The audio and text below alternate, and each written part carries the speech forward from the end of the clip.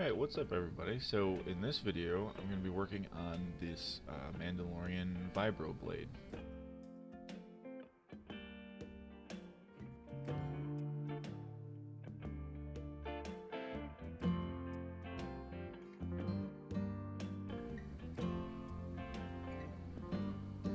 So the first thing I do obviously is cut out the template. You can see that I already taped together the top template. It's just an overall picture of what the blade looks like and the sizing and stuff, and then I break down the rest of the pattern into pieces that I can trace out onto foam. This is some 2mm foam. This is the brand from Michaels. What I'm doing here is I am getting a size for the blade itself. I don't have any 4mm foam available, so I'm taking 2, and I'm just going to be gluing it to itself to make a 4mm foam block, basically. So I cut that strip out, and then I glue it. I put glue on it and I glue it together. When you're doing bigger areas, I like to just pour the glue out and spread it with a chunk of foam. Brushing it takes pretty long to do that way.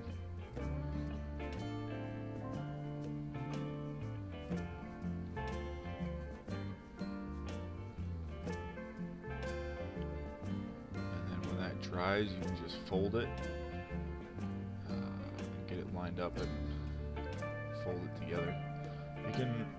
You can also get your 2 measurements and cut it in half, which is probably a better idea. This is a quick method. It has a tendency of warping a little bit. You can see here I'm using a glue stick just to run it down and just flatten it out, get all the air out of it. This can stretch it a little bit too, so that's why I say it's probably a better idea just to cut the foam and then glue it together that way. So here I am just putting the blade, basically the blade and the tang all together, just marking that out on the foam. And I do 2 of these. I think by keeping it 4mm, it keeps the knife looking like it's thin and not too bulky. You might be able to get away with doing 2 pieces of 3mm too, to make it 6mm altogether.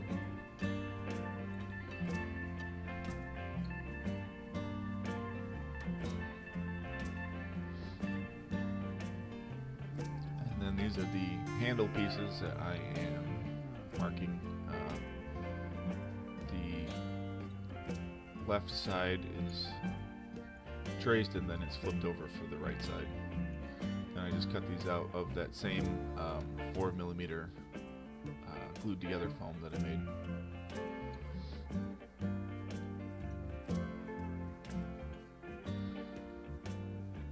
So now I am cutting the blades themselves out.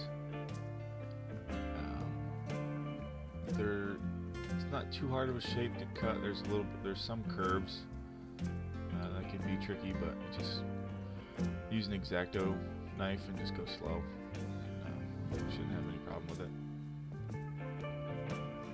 The part that does get pretty tricky is cutting the inside pieces out. This is just a clothes hanger. I'm just kind of getting an idea of where I want it to go. It's kind of hard getting it to fit around the cutouts on the blade. And then just taping it together here where the pieces meet each other. So then I put it back on the inside of the right piece, and I'm just marking with a pen where the edges are.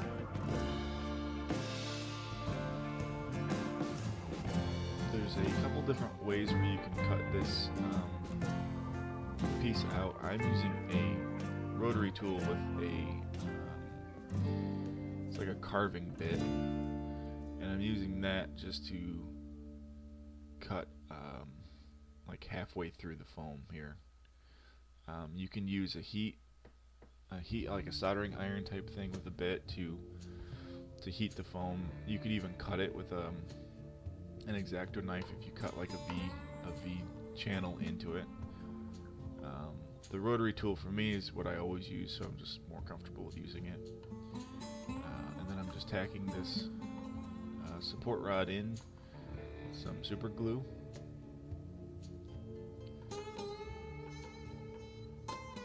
And then I am putting contact cement on both sides. I did not cut a groove out of the left side piece on the back. It ended up not affecting it. Sometimes it can be bulky and make it bulge out. It didn't on mine, but you can cut a channel in the back. It's a lot more work, and I didn't really feel like doing it. I figured with all of the shaping and sanding and putting the handles on, that even if it did stick out a little bit, I wouldn't really see it. I was more worried about the wire being too close to the edge when I sanded the blade shape in, that it was going to show through, but I got lucky. So now I'm just sandwiching those together when the contact cement sets up.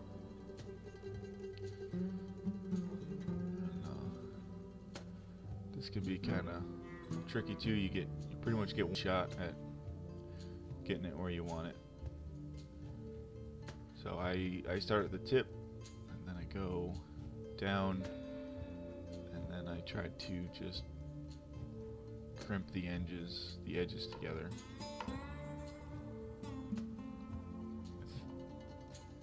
You can see there I tried to get the tip, but it's pretty much permanent. But the important thing is to remember that you're going to sand everything flush and shape it anyway, so it doesn't necessarily have to be 100% perfect. It's just, it's just foam. Squeeze it and sand it. So now what I'm doing here is I am cutting out the inside details of the blade. The blade and the handle part have this cutout design.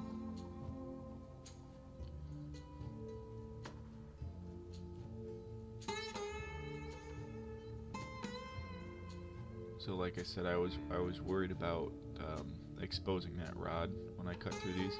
I could feel them sometimes with my blade, but you don't see them in the inside there.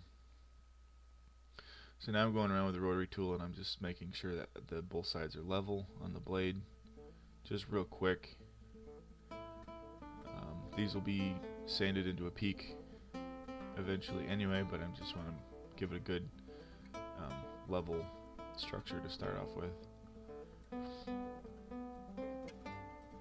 And I do that around the whole blade there.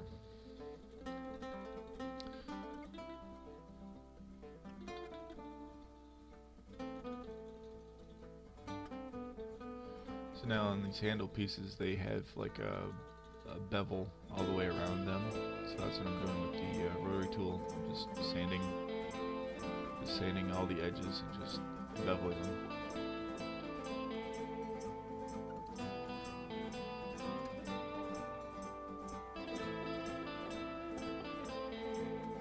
And then I put contact cement on those, and then I glue those onto the handle.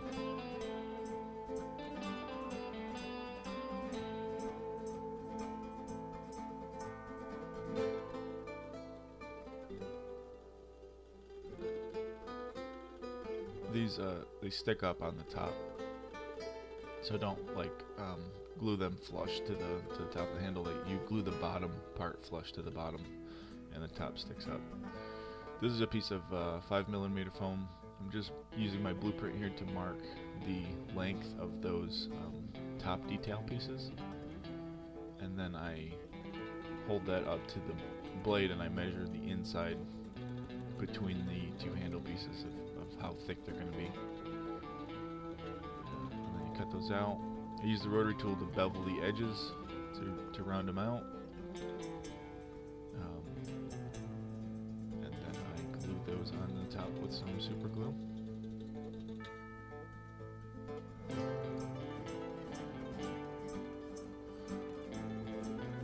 Using the blueprint there to see exactly where those go.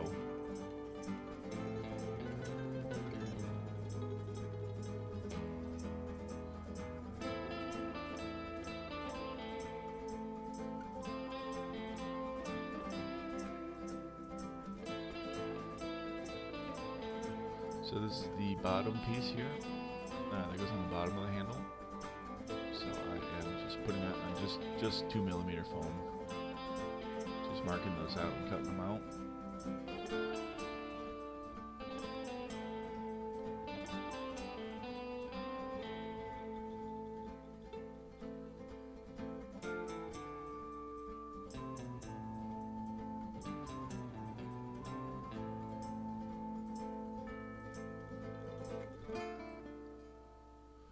Cut out the left and then you flip the template over for the right side. And then I just glue those on with some super glue too. Smaller pieces are always easier just to glue on with super glue instead of contact cement. Especially if you're brushing it, smaller pieces are harder to brush contact cement on. And the super glue holds really good to the foam anyways.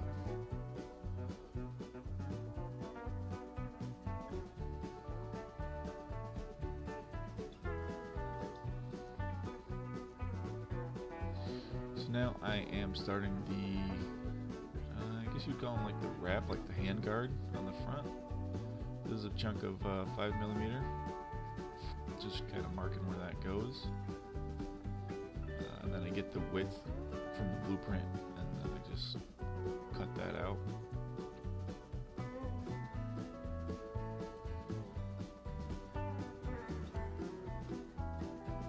And I glue that on with some super glue again.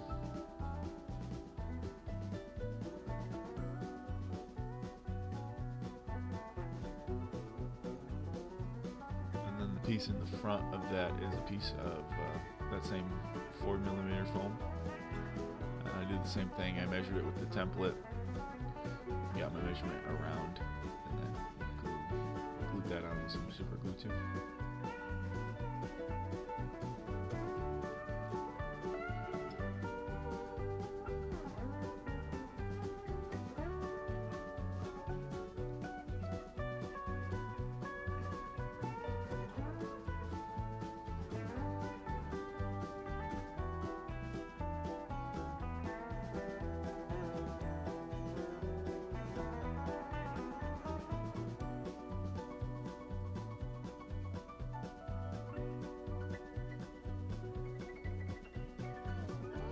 So now I am using my X-Acto knife here, and on the bottom of this blade, it's sunk in a little bit. So all I did here is I just kind of cut at a 45 degree on that blade, cut it in, cut that shape in. These are the front detail pieces. I measured these, I cut these out of that 4mm foam, and then I turned it on the side and I cut it at a 45 degree. The smallest one goes on the top. It has like a bevel on the front edge, and the bottom one is a 45 degree cut.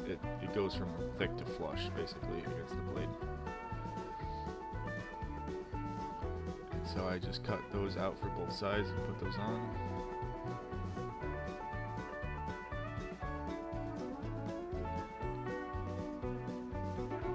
This is the claw piece on the front.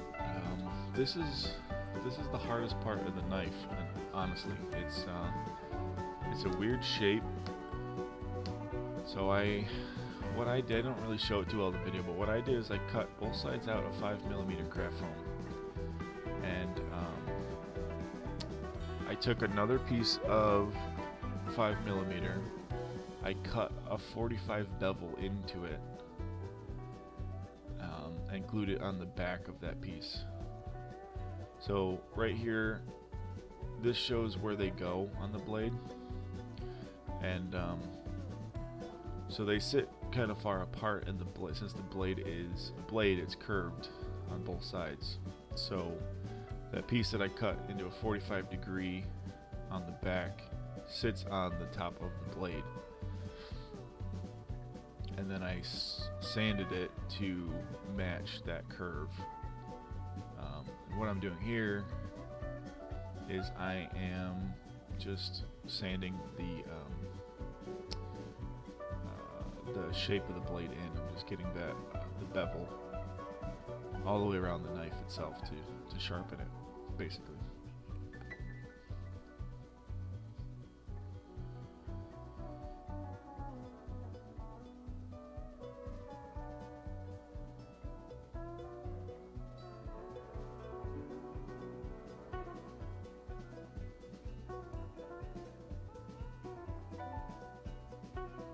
So here's kind of a better look at that hook piece on the front.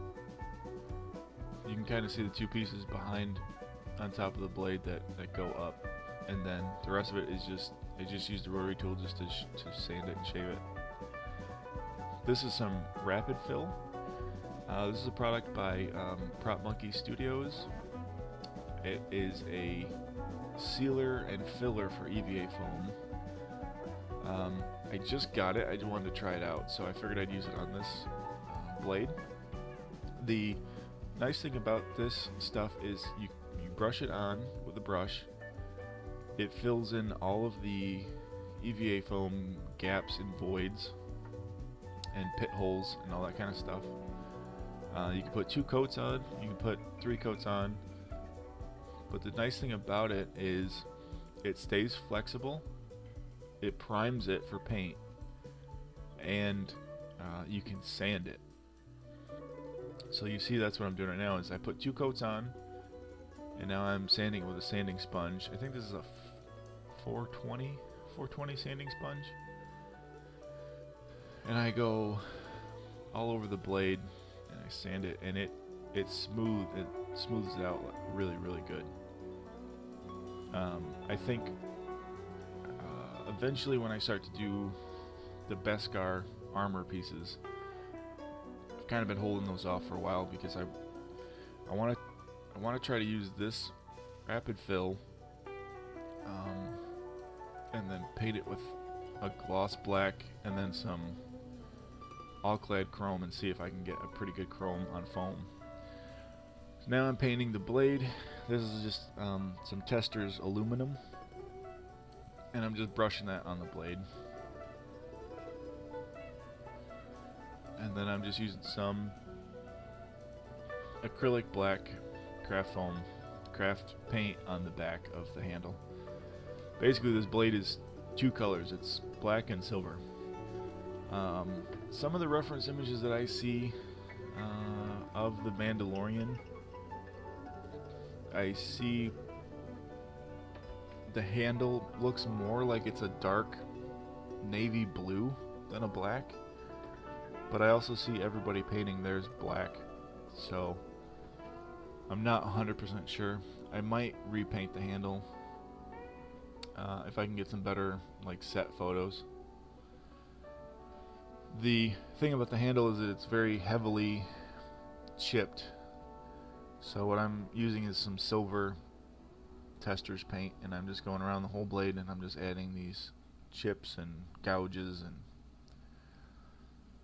if you see the reference images, it's more metal than it is paint.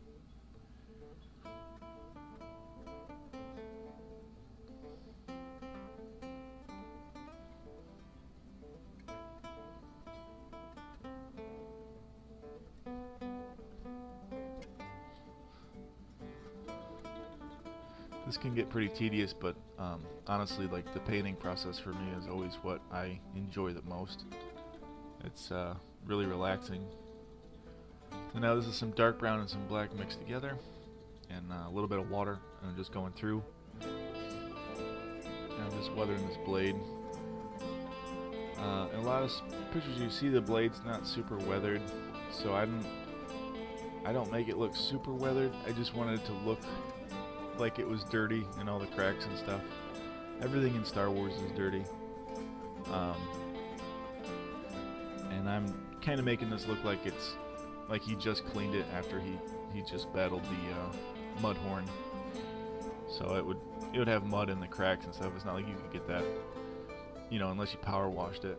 So if you just took a rag or anything he had and just wiped the mud off, it would still have grease and mud in the cracks and everything. So you can see I put a lot on, but I wipe a lot of it off. It just takes another step at making it look used.